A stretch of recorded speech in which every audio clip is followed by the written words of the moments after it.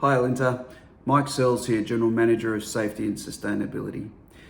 This year for my SVA, I've decided to read a number of influential books in the area of health, safety and well-being, and then make a short video about the key messages in those books. The idea is you get to learn those key messages without having to read the whole book yourself. So today I'm going to be talking about a book called The Obstacle is the Way by Ryan Holiday.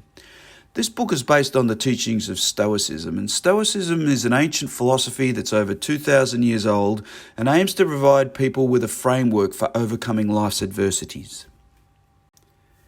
And now a little bit about Ryan Holiday. Ryan's an American author, but he's also spent some time as the Director of Marketing for American Apparel and Editor-at-Large for the New York Observer. It's fair to say that Ryan's a modern-day expert on Stoicism, and it's certainly the theme of most of his books, including this one. The book's title is based on the famous quote, "What stands in the way becomes the way," which was written by the Roman Emperor Marcus Aurelius in his private diary nearly 2,000 years ago. The book argues that overcoming obstacles can be achieved in 3 simple steps, or disciplines as they're called in the book. And they are perception, action, and will. So let's have a look at the first discipline of perception. People often think and say to themselves things like, "This happened and it's bad." And we say it like it's just one idea, but the reality is we've actually conflated 2 independent statements. This happened, which is a fact, and it's bad, which is a perception. What this book argues is that although we can't control the first part, i.e. the fact, we certainly can control the second, our perception. It's important to remember that perceptions don't actually exist in the outside world. They exist only in our mind. A useful way to think of a perception is a story that you tell yourself about what an event means. A quote that I really love from the book that sums this up is, "Just because your mind tells you that something is awful or evil or unplanned or otherwise negative doesn't mean you have to agree." So it's fair to say changing negative perceptions into positive ones doesn't necessarily come naturally to us, and certainly takes a lot of practice. One technique that the book recommends you can try is to imagine your situation isn't actually happening to you, it's happening to somebody else. And this can often help you easily and objectively size up the situation and then quickly and dispassionately weigh up your available options. The book contains a great quote from Seneca, who along with Marcus Aurelius is one of the better known Stoic philosophers. Seneca says, "A good person dyes events with his own colour and turns whatever happens to his own benefit." One of the key ideas of Stoicism is that all issues can be separated into 2 buckets. Those things that you can't control and those things that you can control or at least influence.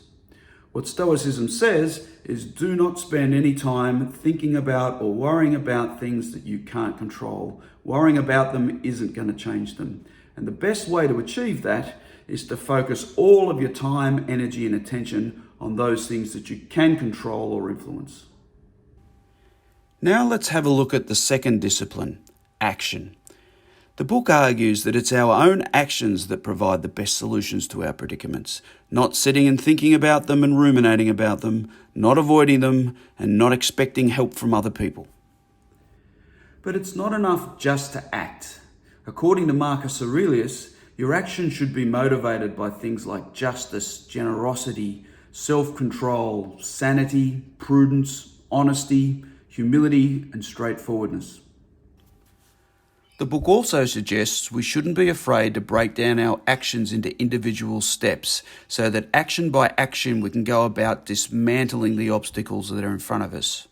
And it also points out you should never lose sight of your ultimate goal. Every step you take along the way and every action you undertake should lead you closer to achieving that ultimate goal. If it doesn't do that, don't do it. In this section of the book, Ryan reminds us that getting started is often the most difficult but the most important step. The first step to hitting a home run is taking the bat off your shoulder and giving it a good swing. And if you don't get started, you're not going to go anywhere. Now that you're up and running, don't quit.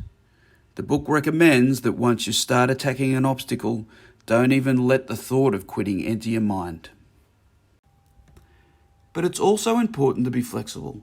Sometimes some of the actions we take just aren't going to work. And if that's the case and you find one path is blocked to you, then look around, because there's bound to be another path you can take to move you towards your ultimate goal.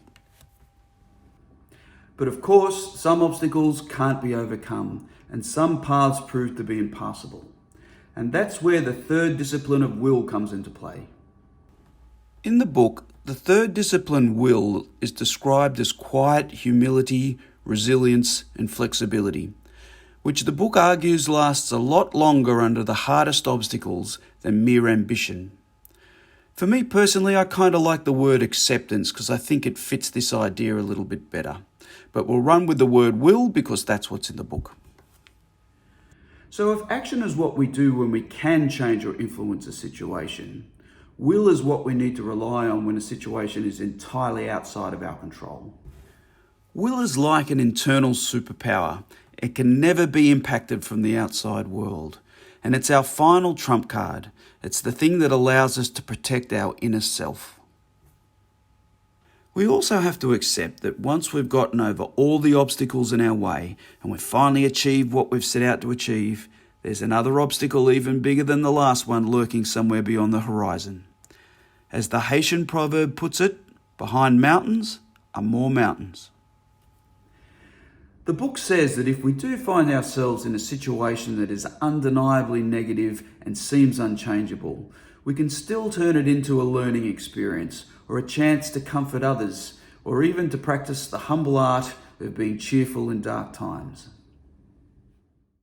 So they're the three disciplines: perception, action, and will. What the book hopes to do is help you develop the tools to flip any obstacle upside down. It can help you be cool under pressure and immune to insults, and see opportunity in even the darkest of places. So they're the key messages and themes that came through in this book. In my view, look, I've personally found it very interesting to change my way of thinking from obstacles being something that are preventing me from living my life, to that the real purpose of life is to overcome obstacles. And therefore, when you come across an obstacle, that's really a chance to live and become the person that you want to be. So, thanks everyone for watching. I hope you found it helpful and interesting and useful. Please reach out if you'd like to start a conversation about anything you've seen or heard in this video. I'd love to hear from you. Thanks for your time.